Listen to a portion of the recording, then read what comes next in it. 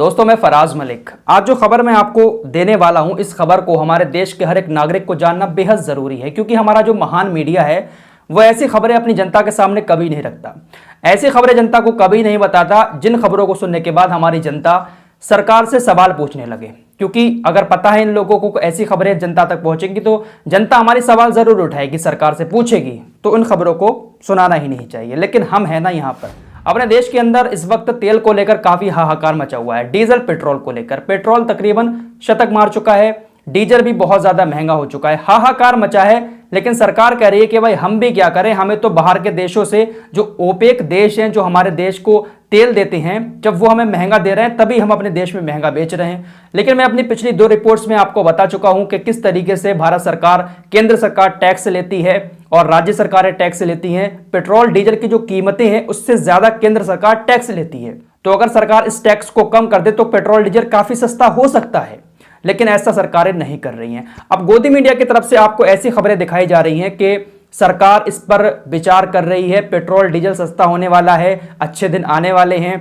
19 रुपए पेट्रोल सस्ता हो जाएगा, 18 रुपए डीजल सस्ता हो जाएगा, पेट्रोल को जीएसटी के दायरे में लाने की बात चल रही है। मतलब इस तरीके से एक झूठी तसल्ली आप लोगों को दी जा रही है। लेकिन जो असली कहानी है वो मैं आपको बताने वाला हूं। सऊदी अरब ने सरकार की पूरी तरीके से पोल खोल के रख दी है। गोदी मीडिया पेट्रोल और डीजल को सस्ता करने की जो बात कर रही है वो इसलिए कर रही है क्योंकि अगर सरकार पेट्रोल डीजल को जीएसटी के दायरे में ले आती है तो थोड़ा सा 15-20 रुपए का फर्क पड़ जाएगा, सस्ता हो सकता है पेट्रोल डीजल। लेकिन पता नहीं भाई जीएसटी के दायरे में आएगा या नहीं आएगा। लेकिन हमारे जो केंद्रीय मंत्री धर्मेंद्र प्रधान जी हैं, उन्होंने कहा कि सऊदी अरब और जो ओपेक देश हैं वो अपने रेट कम करें। उन्होंने इन देशों से अनुरोध किया कि अपने दामों को थोड़ा कम करें ताकि हम अपने देश में भी पेट्रोल सस्ता बेच सकें।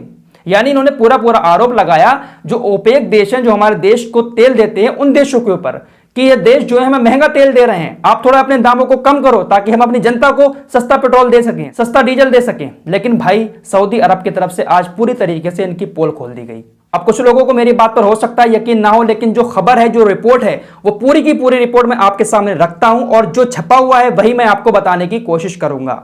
फाइनेंशियल एक्सप्रेस इसका आर्टिकल है, फाइनेंशियल एक्सप्रेस वेबसाइट का यह आर्टिकल है, गोदी मीडिया पर यह नहीं देखेगा। इन्होंने लिखा है कि सऊदी अरब के ऊर्जा मंत्री प्रिंस अब्दुल अजीज बिन सलमान ने प्रेस कॉन्फ्रेंस में कहा कि भारत ने पिछले साल बहुत सस्ती दरों का तेल खरीदा था, उसे स्टोरेज से निकालकर लोगों को राहत पहुंचाना चाहिए। 2020 में भारत सरकार ने बहुत ही सस्ते दामों पर तेल को खरीद रखा है और ऑलरेडी स्टॉक है हमारे पास। लेकिन मोदी सरकार दूसरे देशों पर, जो ओपेक देश है, उनके ऊपर ठीकरा फोड़ रही है इस महंगाई का कि ये देश जो है ये महंगाई बढ़ा रहे हैं, इसलिए हमारे देश के अंदर भी महंगाई हो रही है। तो जब भाई इन लोगों के ऊपर आरोप लगा दूसरे देशों पर, तो ये क्यों आरोप झेलें इस महंगाई का? तो उन्होंने कह दिया कि मोदी सरकार के पास जो स्टॉक रखा हुआ है तेल का, उसको निकालेगी तभी तो महंगाई कम होगी। बाकायदा सऊदी अरब के ऊर्जा मंत्री प्रिंस अब्दुल अजीज बिन सलमान ने प्रेस कॉन्फ्रेंस करके यह बात कही है।